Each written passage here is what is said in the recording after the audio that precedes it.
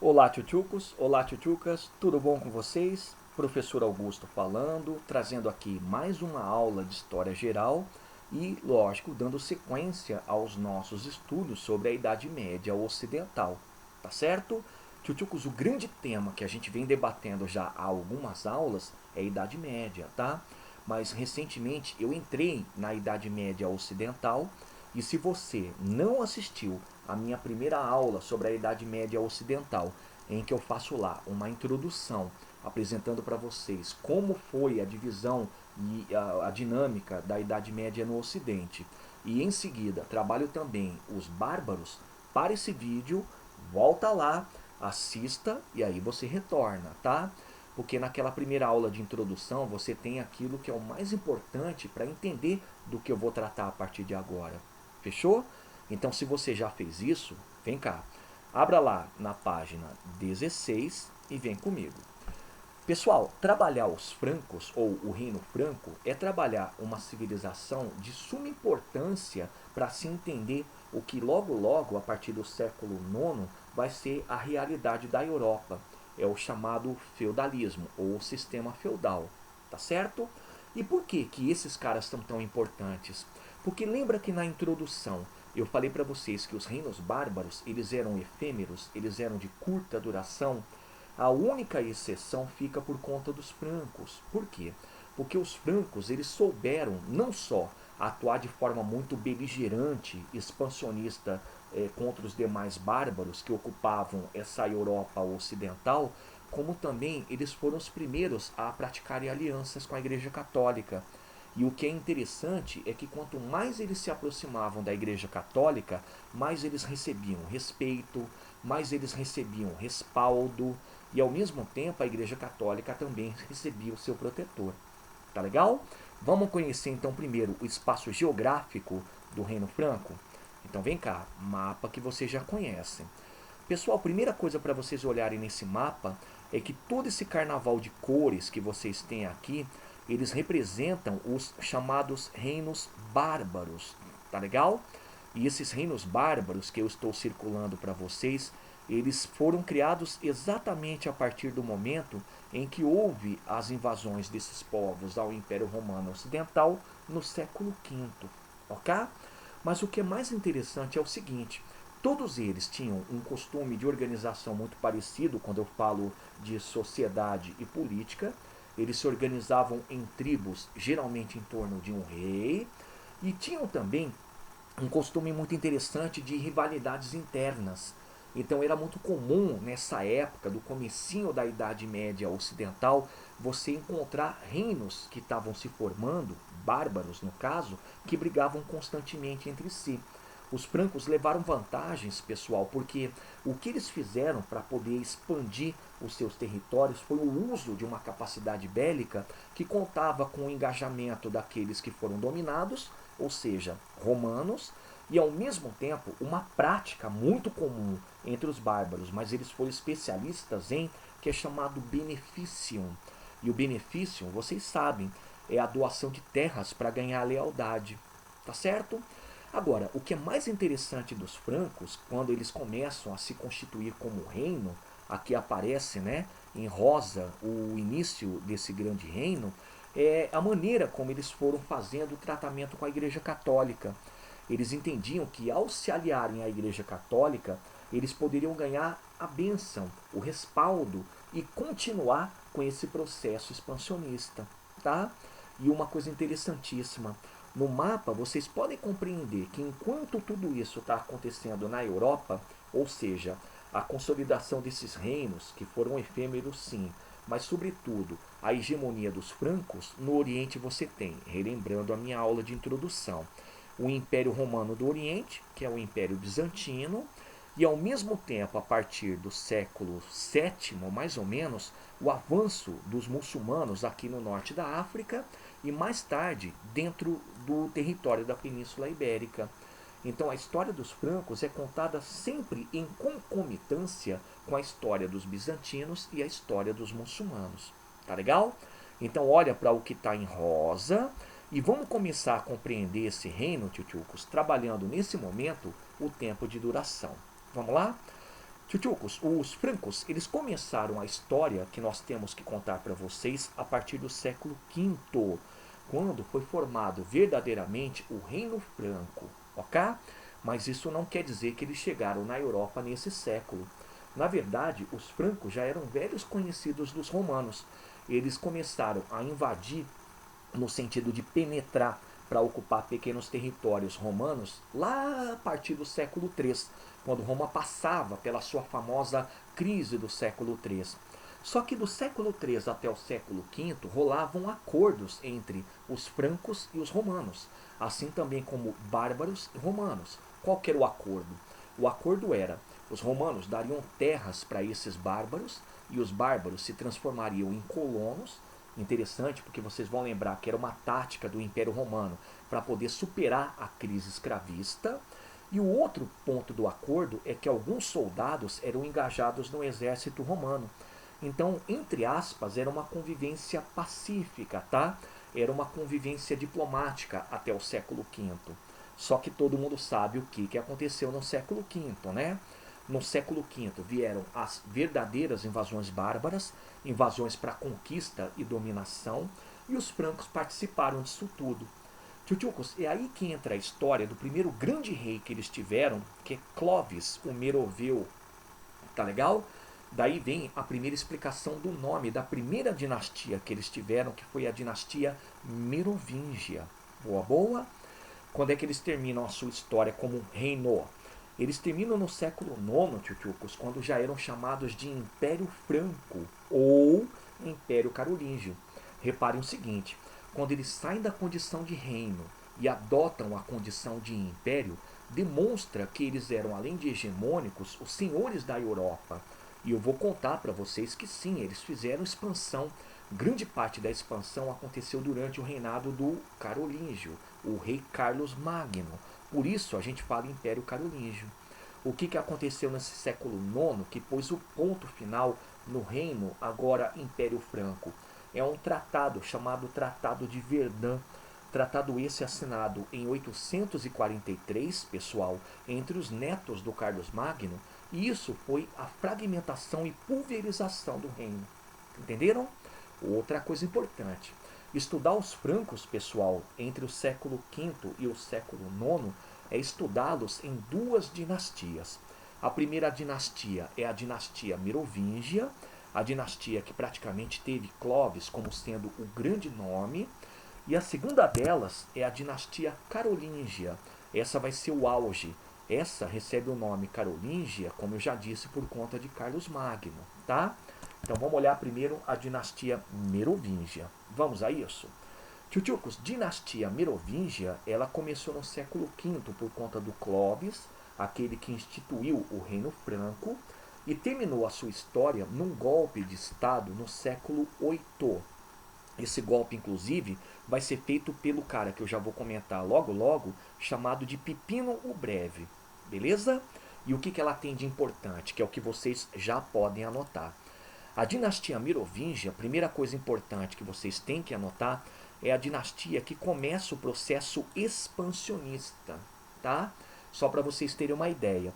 Quando no século VIII essa dinastia deixou de existir, o Reino Franco já ocupava boa parte do norte da atual França e o oeste da França, junto à Bélgica e hoje o território que a gente chama de território da Holanda. Entenderam? Então o expansionismo faz parte da característica marcante da dinastia Merovingia. Bacana? Segue lá. Segundo ponto, segunda característica importante. A dinastia Merovingia, pessoal, é a dinastia de aproximação com a Igreja Católica. E o interessante é o seguinte: quanto mais os francos se aproximavam da Igreja Católica, mais recebiam respaldo junto com o apoio que a população católica dava. Mas em contrapartida, a Igreja Católica ganhava muito também. A Igreja ganhava uma protetora. Por quê? Porque a civilização franca passa a ser protetora da Igreja Católica mediante as ameaças dos demais reinos da época que ainda continuavam sendo fundamentalmente pagãos. Bacana? E para finalizar, a última característica que vocês podem colocar dessa dinastia Merovingia é que ela acontece, pessoal, exatamente como eu comentei agora há pouco, no momento em que os muçulmanos estão começando a invadir territórios ali no norte da África e a grande ameaça na Europa, na Península Ibérica. Então a característica, pessoal, é vocês anotarem que foram os francos, durante a dinastia merovingia, que barraram o avanço dos muçulmanos na Europa. Entenderam? Então vem cá para a gente trabalhar de forma mais aprofundada. Primeiro rei, o cara que inaugura verdadeiramente o que foi o Reino Franco, um dos pais da dinastia merovingia, Clovis. O que o Clovis fez, pessoal? Ele foi o camarada que entre os anos de 466 e 511 promoveu a unificação das tribos francas. Aí muita gente deve estar se perguntando, tribos, professor? Sim, na minha aula de introdução eu comentei com vocês que os bárbaros eles tinham esse costume de organização político, social, que é a organização tribal. Então eram vários reinos que existiam naquela época, mas dentro dos reinos existiam também inúmeras tribos, e com os francos não era diferente. Qual que era o detalhe? É que as tribos elas tinham o costume de serem rivais uma das outras, e essa rivalidade causava a ruína de grande parte dos reinos que a gente observou naquele mapa. Então o que o Clovis fez? Ele começou a colocar em prática o seu processo de expansão, mas esse processo de expansão se iniciou a partir da unificação das tribos. Então ele fundamentalmente foi o responsável pela criação do reino. Ele centralizou essa dominação no território que ele estava participando. Entenderam? Agora tem um detalhe interessante.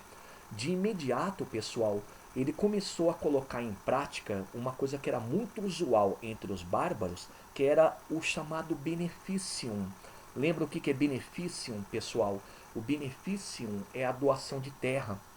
E por que você faz isso? Você, rei, faz isso porque quanto mais terra você doa, maior a quantidade de lealdade. E essa lealdade que você recebe em reciprocidade acaba se transformando em militarismo. Você vai ter mais soldado, você vai ter mais, por exemplo, dinâmica comercial, tá certo? Então ele coloca em prática de imediato essa postura de fazer a doação de terra, essa prática de doação de terras, e por isso ele começa a dividir o seu próprio reino em condados. Cada condado era dado a um conde, e numa tradução literal, conde significa companheiro.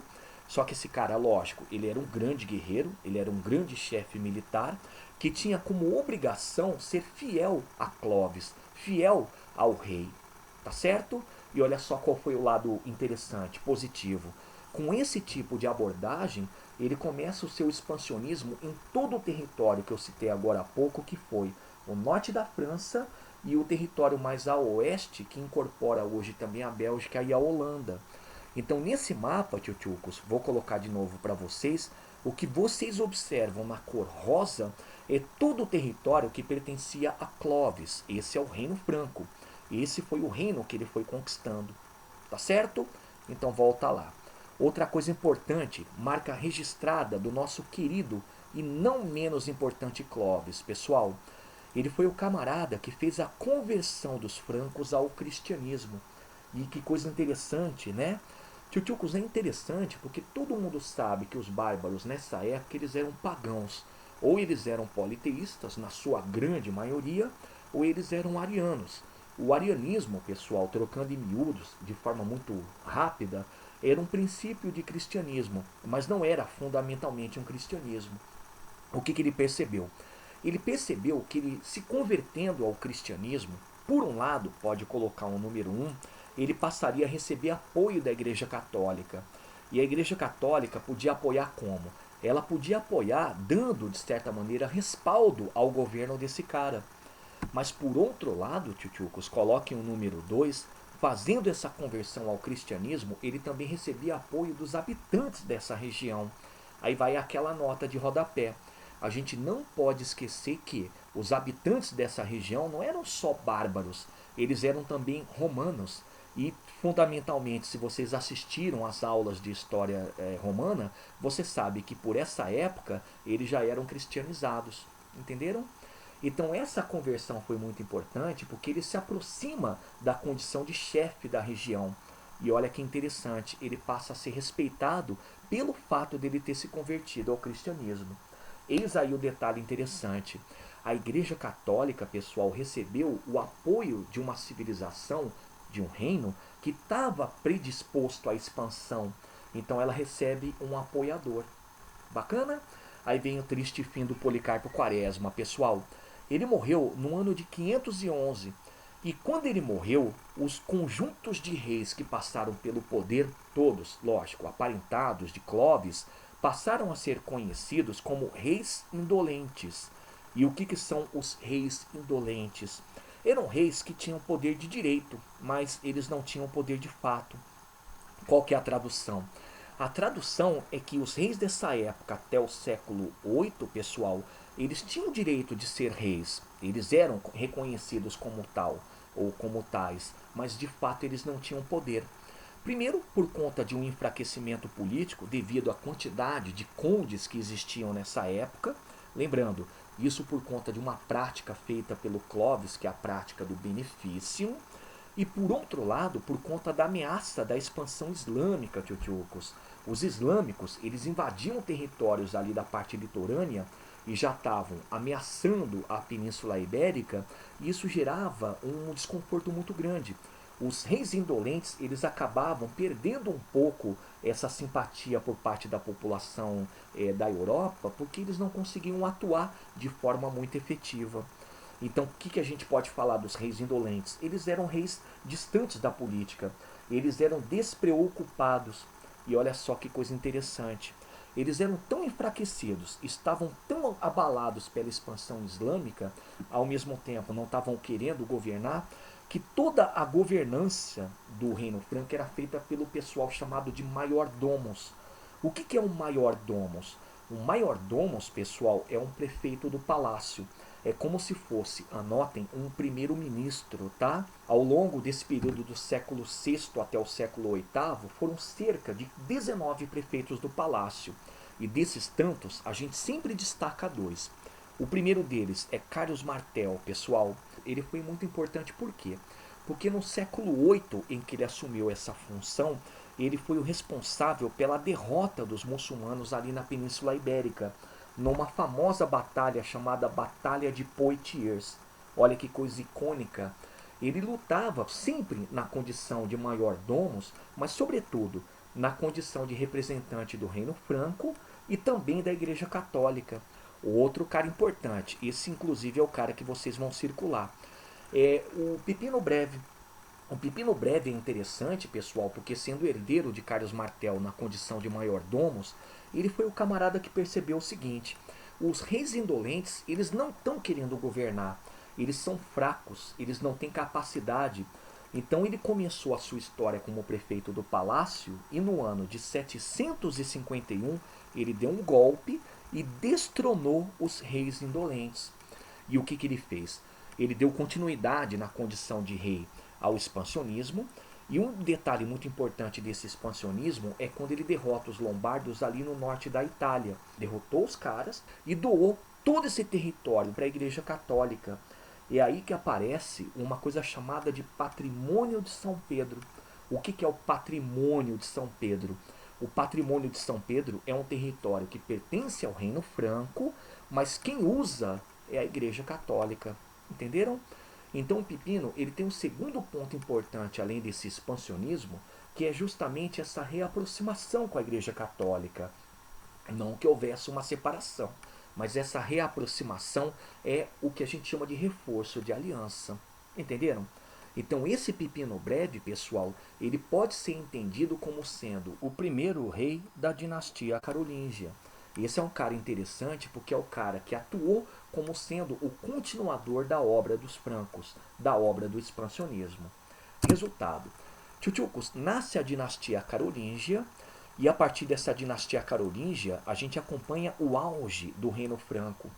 Essa dinastia, pessoal, ela começa no século VIII e se estende até o século IX. E o rei mais importante que vocês vão guardar é Carlos Magno. Olha que cara interessante.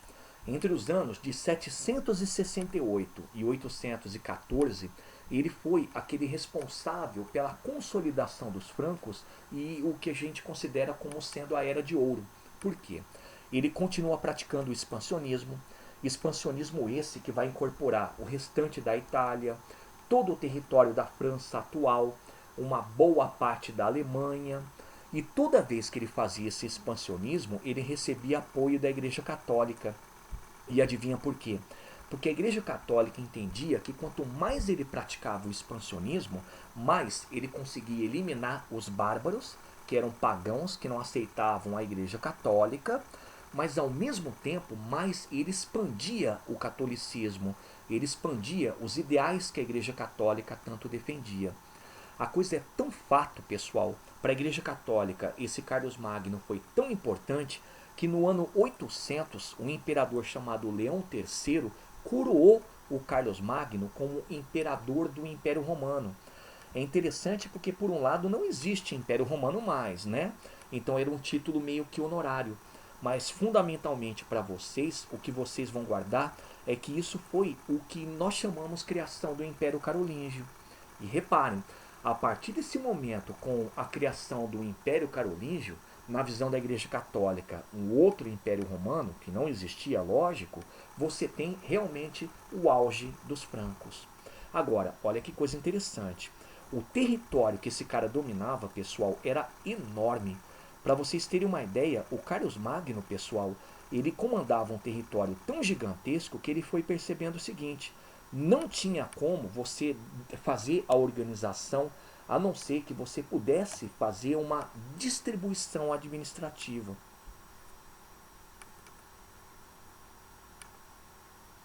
Carlos Magno, pessoal, ele foi o responsável por um expansionismo aqui num momento de auge e percebeu que esse território tão grande, que agora era um império, precisava de uma organização. Então o que ele fez? Dá uma olhadinha aqui nesse mapa. Tchutchucos, ele fez a divisão desse território chamado Império Carolíngio em partes que eram chamadas de marcas e outras que já existiam chamadas condados. Qual que era a diferença de uma para outra? Primeiro, dá uma olhadinha no tamanho do território que esse cara dominava. Tá vendo? Marcas, pessoal, eram territórios que ficavam nas fronteiras, tá? E é interessante porque isso era doado para um nobre, né, para um chefe guerreiro, e o cara que dominava esse território em nome de Carlos Magno era chamado Marquês. Interessante, né?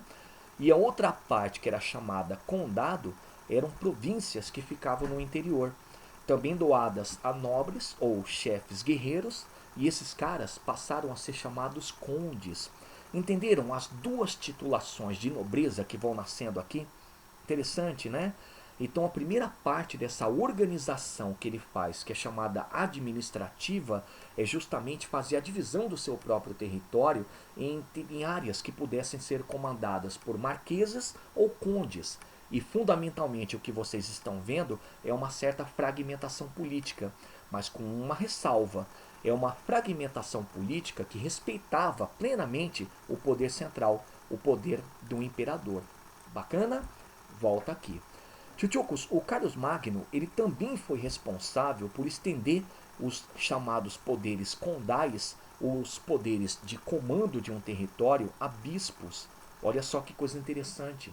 Quando ele faz essa distribuição de poderes condais, quando ele estende esse poder de comandar um território a um bispo, ele está começando a entregar para a Igreja Católica o que mais tarde vocês vão conhecer é chamado poder temporal. Rapidão, o que é poder temporal? O poder temporal é o poder político da Igreja Católica. Isso já havia acontecido um pouco lá quando foi entregue por Pipino o Breve à Igreja Católica os territórios chamados de Patrimônio de São Pedro. Tá legal? Mais uma outra coisa da administração que ele está organizando. Por quê? Porque os bispos, quando se tornam condes, eles passam a ter o direito de cobrar o dízimo e, ao mesmo tempo, eles passam também a ter o direito de coordenar um território em nome do rei. Beleza? Avança mais um pouco. Ele faz a organização administrativa criando um cargo, pessoal, que é chamado de missi dominici ou missi dominici. Eram fiscais. E o que eles faziam, pessoal? eles eram sempre aqueles que ficavam percorrendo as marcas e condados para fiscalizar a atuação dos condes e marqueses e, ao mesmo tempo, passar as determinações do rei. Eram dois, tá? Um deles era um conde muito pessoal do Carlos, era um amigo ou um cara muito conhecido, que de certa maneira tinha uma relevância militar, e o outro era um bispo. Estão reparando? É aqui que você percebe mais uma vez que a presença de um bispo é a presença de uma igreja católica que apoia integralmente o governo de Carlos Magno, agora o Império Carolíngio. Fechou? E para finalizar, pessoal, dentro dessa organização administrativa, ele criou um conjunto de leis que eram chamadas de capitulares. O nome é interessante, né? O nome capitulares, pessoal, vem de que as leis eram divididas em capítulos, tá? Mas fundamentalmente, o que vocês vão ter que guardar? Anotem aí. As capitulares, elas foram as primeiras leis escritas da Idade Média, uau, meio que rompendo com aquela tradição bárbara do direito consuetudinário, né? Do direito oral. Segundo, elas bebem da fonte do direito romano, elas têm algumas premissas do direito romano. E terceiro, pessoal, um dos pontos mais importantes é que as capitulares elas versavam sobre diversos assuntos, assuntos relacionados à política, em que se tratava o beneficium e o comitatus, em que se reforçava o poder central, versava sobre economia, estabelecendo de certa maneira algumas condutas econômicas, versava sobre cultura, protegendo algumas práticas culturais. Então essas são as capitulares. Elas fazem parte da organização administrativa, por quê? Porque fundamentalmente elas representam o poder do rei e eram espalhadas pelos missi dominici e tinham que ser respeitadas pelos marqueses e condes. Boa, boa? Avança então o governo do Carlos, pessoal.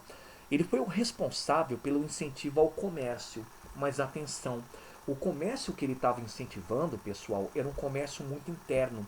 E por que interno, professor? Porque todo mundo sabe que externo não tinha como ser praticado.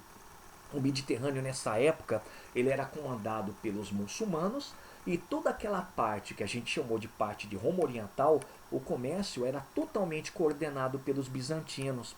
Então, como maneira de reforçar a prática agrícola que já era comum nesse momento, houve um incentivo ao comércio interno para tentar melhorar não só o poderio da economia da civilização franca, mas também o acesso a mercadorias. Belezinha? Outra coisa que ele faz, a gente já estudou um pouco aqui, ele estende logo em seguida os poderes políticos a todos os demais membros da Igreja Católica. No começo era só a bispos, né?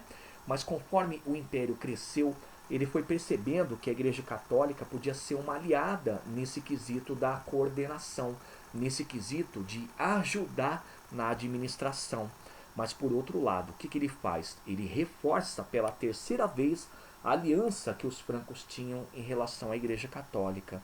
Bacaninha? E para finalizar, tio-tiocos, um assunto muito interessante é o lado cultural. Esse cara, para vocês terem uma ideia, até os seus 40 anos não sabia ler e escrever, pessoal. Ele só aprendeu a escrever e ler quando ele percebeu que havia uma necessidade da civilização para se manter hegemônica e ao mesmo tempo para ser reconhecida de financiar a cultura. Então ele foi responsável por um renascimento cultural na Europa durante o governo dele, que é chamado Renascimento Carolíngio. Basicamente, pode anotar o que foi. O Renascimento Carolíngio, primeiro, foi um incentivo à arte, tá? E uma arte toda ligada à cultura greco-romana. O que tanto se incentivou? A arquitetura, incentivou-se também um pouco do que nós chamamos de escultura, tá certo? Segundo ponto, o Renascimento Carolíngio, pessoal, ele também incentivou o ensino da língua latina. Não que ele tivesse abolido as regionalidades, os dialetos que existiam, tá? Mas o ensino do latim era um ensino de um clássico. E a Igreja Católica teve um papel muito grande nisso. E para finalizar, pessoal, o Renascimento Carolíngio, ele também teve a ver com o catolicismo. Ele também foi muito importante para que você pudesse ter a preservação da tradição católica E fundamentalmente você podia entregar o direito ao ensino a um membro da Igreja Católica para que ele o praticasse. Belezinha? Olha que coisa interessante. O Renascimento Carolíngio ele foi uma expressão artística da época do Carlos Magno e ele teve muita importância na educação da elite, dos filhos dos condes, dos marqueses. É bacana porque você está percebendo aqui que um dos interesses do Carlos Magno é que você instruísse essa elite para que pudessem ser bons administradores. Joia? Então coloca um exemplo aí de uma escola famosa do Renascimento Carolíngio, é chamada Escola Palatina. A Escola Palatina, pessoal, como se fosse uma escola de verdade, ela ficava dentro do palácio dele, numa cidade chamada Aachen, que hoje fica na fronteira entre a Bélgica e a Alemanha. Entenderam? Então esse foi o governo do Carlos Magno. Entenderam por que foi o auge, pessoal? Então tá aí. Aí vem o outro triste fim do Policarpo Quaresma do nosso conteúdo de Reino Franco, agora Império Franco. Quando ele morreu em 814, ele passou o cargo de antemão e depois foi ratificado ao filho dele. Lembrando, era muito comum a hereditariedade. E o filho dele, Tchutchucos, é Luís o Piedoso. Acompanha o que aconteceu durante o governo dele. Durante o governo dele, a primeira coisa que aconteceu foram as invasões. Invasões de povos, Tchutchucos, que começaram a ameaçar a integridade da Europa e do Império Franco. Quem são eles? Vão anotando, vou colocar abreviado aqui. Os magiares, que hoje são os húngaros, eram bárbaros, nem tinham contato com, para vocês terem uma ideia, a cultura da Europa desse momento. Os demais, olha só, em seguida, vikings famosos vieram da região que hoje a gente chama de Países Baixos, Escandinávia fundamentalmente, e eram muito violentos. O interessante dos vikings nessa época, Tchutchucos, é que eles faziam ataques à região litorânea, principalmente a mosteiros, só que eles não se fixavam. Eles retornavam para suas terras natais, que ficavam ali na Noruega, Dinamarca e Finlândia. Beleza? E por último, pessoal, o último povo a atacar a região europeia e o Império Carolíngio são os sarracenos. Opa, calma, já pode anotar que os sarracenos são piratas muçulmanos. Isso é a continuidade da expansão islâmica. Então o que a gente vai perceber é que essas invasões elas passam a se tornar uma ameaça para a Europa e agora uma ameaça para o Império Franco é representado pelo Luís o Piedoso. Outra coisa que acontece, durante o governo dele, aprofunda-se a fragmentação. Só que essa fragmentação, pessoal, é mais ou menos assim. Como o Luís não era muito respeitado, como ele não tinha muita desenvoltura militar para combater os magiares, os vikings e os sarracenos, aqueles marqueses e aqueles condes passam a administrar por si só os territórios que lhes foram concedidos na época do Carlos Magno. Então acontece uma fragmentação que, na verdade, numa tradução literal, anotem, é o esvaziamento do poder real. Então, resumindo, o governo dele, com essas invasões e essa fragmentação, é um período de enfraquecimento. O lado positivo, será que lá existe um lado positivo? É que o governo dele teve curta duração. O governo dele foi de 814 a 840. Mas olha só a coisa como acaba ficando pior. Galera, assim que ele morre, em 840, iniciam-se um conjunto de disputas entre os filhos do Luís. Tchutchucos, quem eram eles? Era o Lotário, Carlos, o Calvo, e Luís, o Germânico.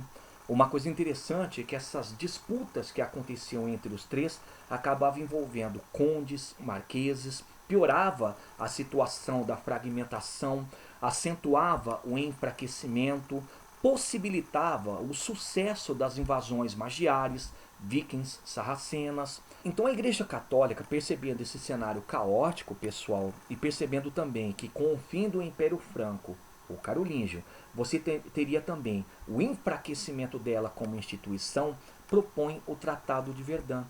O Tratado de Verdun, Tchutchucos, proposto pela Igreja Católica, foi um tratado de divisão do Império Franco. Como é que foi feita a divisão? Acompanha comigo aqui no mapa.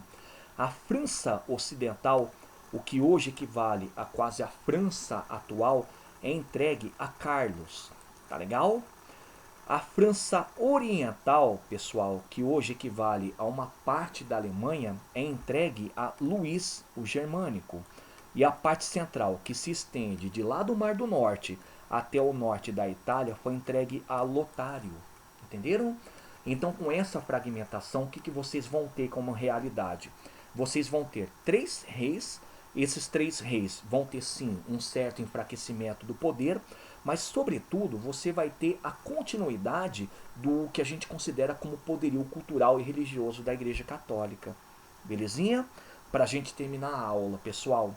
Logo em seguida, a divisão feita pelo Tratado de Verdun, o que vai acontecer? O Lotário vai morrer e os territórios que ele tinha são redistribuídos entre o Carlos, o Calvo, e Luís, o Germânico, tá? E nessa redistribuição vai nascer o seguinte: nasce na França Ocidental o que futuramente é a França, com a presença de um rei, mas uma acentuada fragmentação. O que é interessante, tchutchucos, é que o rei ele era respeitado como tal, mas ele não tinha poder. Porque a fragmentação aqui era tão acentuada que quem comandava era justamente o conde, o duque, o marquês, que vão ser os senhores feudais. Tá certo? Na França Oriental, pessoal, vai nascer logo depois dessa redistribuição de terras uma coisa chamada de Sirgue. O que é o Sirgue, pessoal? É o Sacro Império Romano Germânico. Tem a presença de um imperador, mas esse imperador, pessoal, ele era eleito por todos os condes, duques e marqueses dessa região. Tá legal? Então, tanto num como no outro território, tanto na França ou França Ocidental, ou no Sacro Império Romano Germânico, o que você vai ter é uma fragmentação. Existe a figura do rei ou do imperador, sim, só que ele era só uma figura. Ele só tinha, de certa maneira, o que a gente chama de poder como reconhecimento, porque o poder de fato ficava na mão de cada um dos nobres que ficavam nessa região como donos de terra, os senhores feudais. Tá certo? Tchutchucos, então tá aí, esse foi o conteúdo de Reino Franco. Boa, boa? Então vamos dar uma olhadinha nessa questão aqui, pessoal.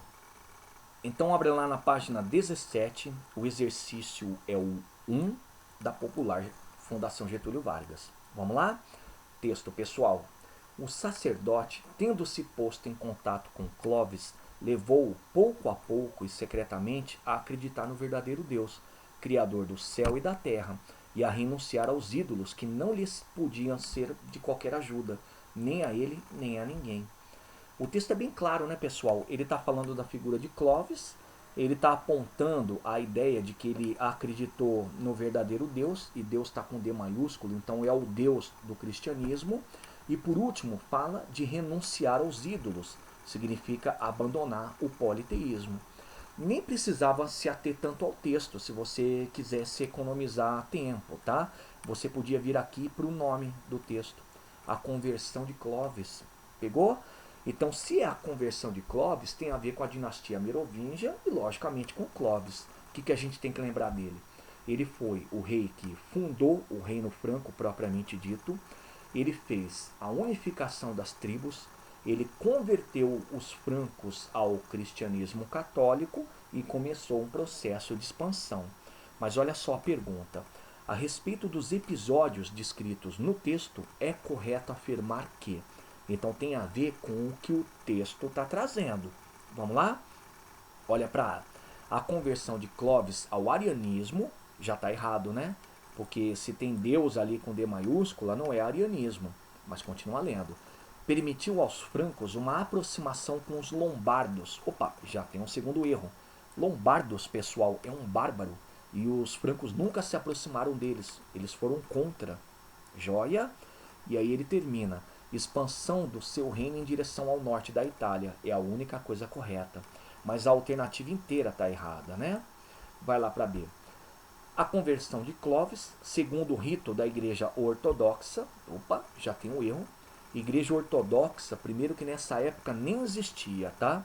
Essa época que eu estou narrando para vocês, tchutchucos, pelo amor de Deus, é uma época do século V ao século VI. A Igreja Ortodoxa ela só foi criada no século XI, mas continua lendo. de Constantinopla significou um reforço político-militar para o Império Romano do Oriente. Está deslocado, né? Está falando de um reforço político-militar do Império Romano do Oriente, Império Bizantino. Não tem nenhum ponto relacionado à Europa desse momento. Beleza? Vai lá para C. A conversão de Clovis, de acordo com a orientação da Igreja de Roma. Opa, tem sentido. Igreja de Roma, Igreja Católica. Continua lendo. O Reino Franco tornou-se o primeiro estado germânico sob a influência papal. É engraçado quando ele coloca sob a influência papal, mas o que ele está dizendo basicamente é o seguinte: ele está falando que a partir do momento em que os francos se convertem ao catolicismo, o Papa passa a ter uma influência muito grande nessa região e, lógico, junto ao poder político. Então parece que está certo, né? Separa aí, vou colocar aqui uma marcação. Vai para D. A conversão de Clovis ao cristianismo levou o Reino Franco a um prolongado conflito religioso. Putz, tá esquisito, né? Como assim prolongado conflito religioso se ele está se convertendo a uma religião e converteu todos os demais à mesma religião? E para piorar, né? A maior parte da população dessa região já era cristã. Eles eram de nativos romanos que foram dominados. Mas continua. Uma vez que a maioria dos seus integrantes mantiveram-se ou manteve-se fiel ao paganismo. Está errado? A gente até observou no texto, renunciar aos ídolos, e a gente sabe pela história que ele não mantém o paganismo. Boa, boa? Então, tá errado. Vai para E. A conversão de Clovis ao cristianismo, certo por enquanto, permitiu à dinastia franca merovingia, certo também, a anexação da Itália e seus domínios. Além disso, a submissão do poder pontifício à unidade ou autoridade monárquica. Ela tá estranha, né? Porque quando você fala de anexação da Itália aos seus domínios, a gente sabe que isso só acontece de fato lá na frente, durante o governo do maior-domos ou do prefeito do palácio Pipino Breve. Mas enfim, a gente sabe que houve essa aproximação, né? Mas não necessariamente uma anexação. Então, peraí, qual é a alternativa correta? A priori C ou E, né? Aí a gente já deu uma quicadinha, já não está tão certa. A alternativa correta é a C de carambola. Tá legal? Vamos olhar só mais uma então, pessoal? Dá uma olhada nessa daqui, ó. Tá na página 18. A questão é a terceira, da Federal do Espírito Santo. Bem curtinha, tijolada, diz aí. A difusão da vassalagem de benefício. Putz, benefício? Ah, beneficium, professor. A doação de terra, né? Sim, praticada por Carlos Magno, favoreceu. E aí ele coloca Carlos Magno, mas a gente tem que lembrar que todos os caras que fizeram parte dessa história que eu contei do Reino Franco praticavam benefício, né? Destacando-se lá Clovis, Pepino e Carlos. Então Carlos é só um detalhe, mas vamos lá. Ele é o auge, né? O que favoreceu? Favoreceu o fortalecimento do Império Carolíngio? Não tanto, né? A gente sabe que ele é o auge sim, mas não foi o benefício que causou o fortalecimento do Império Carolíngio. Boa, boa. B. O universalismo das tradições romanas e cristã, característica da sociedade feudal. O benefício não é religioso, né? O benefício não está ligado a essa universalidade ou a questão de tradição. O benefício é uma aproximação, é como se fosse um acordo militar. Vai lá para C.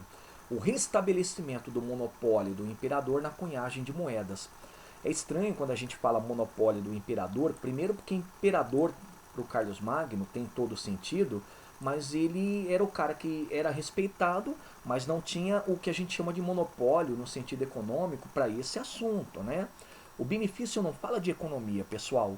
O benefício fala de uma atitude do imperador com outro no sentido de doar terra e receber lealdade. Então o imperador não tem, a partir do benefício, alguma coisa relacionada à cunhagem de moeda. O correto para a cunhagem de moeda, a gente podia colocar, tem a ver com as capitulares. Tá bom? Vai lá para D. A formação de uma estrutura política fragmentada, típica da sociedade feudal. Tem sentido, né? Até porque quando a gente fala do benefício, a gente fala da doação de terra. E quanto mais doação de terra você tem, mais o que você tem também? Essa fragmentação. Note que ele não está colocando aqui que o imperador perdeu o poder. Ele não perdeu, mas você sim vai ter essa fragmentação, que se acentua depois da morte dele, muito mais depois da assinatura do Tratado de Verdun. Então separa, parece que tem sentido. E a última aí, o crescimento do comércio na Alta Idade Média. De novo, está falando de economia. A economia não tem nada a ver com a questão do benefício, né? Então a única alternativa que sobrou tem relação direta com o que vai ser a Europa depois do Carlão, mas começou por conta do Carlos Magno, D de dado. Beleza? Então tá aí, tchutchucos, conteúdo passado, exercícios resolvidos. Estudem, resolvam as mais questões e qualquer problema me procure. Beleza? Então, forte abraço e até a próxima.